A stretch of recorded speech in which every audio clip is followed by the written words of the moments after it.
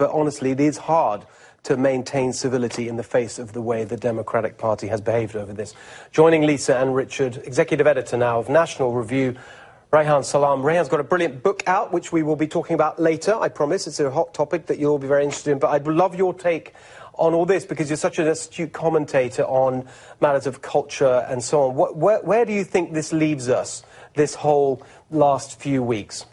I think it leaves Americans raw, angry, and more divided than ever. One of the ironies of the story, something that we haven't heard much talk about, is that Brett Kavanaugh is a conservative who flourished in liberal institutions. At Yale Law School, he is someone who had numerous Democrats come out and defend him early on in this process. He routinely hired as his law clerks liberal students, many of whom then praised him and worked to support his nomination to the Supreme Court. He is a conservative who is very much an establishment conservative, someone who was always working with folks across the aisle, trying to build bridges. When you think about his judicial philosophy, his conservative judicial philosophy is based on the idea that we must allow democratic legislatures to take the lead, not unelected administrative agencies. And what did he get? What did he get for actually trying to build bridges, for doing so much? He was literally hired as a lecturer at Harvard Law School by Elena Kagan,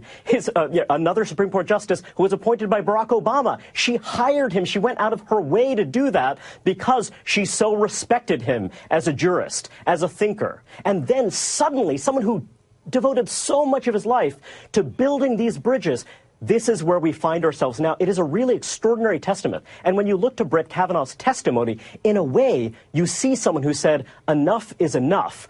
I thought that I was someone who built genuine friendships. I thought I was someone who built and cultivated this trust with folks on the liberal left. And instead, you had this experience that for him must have been so searing.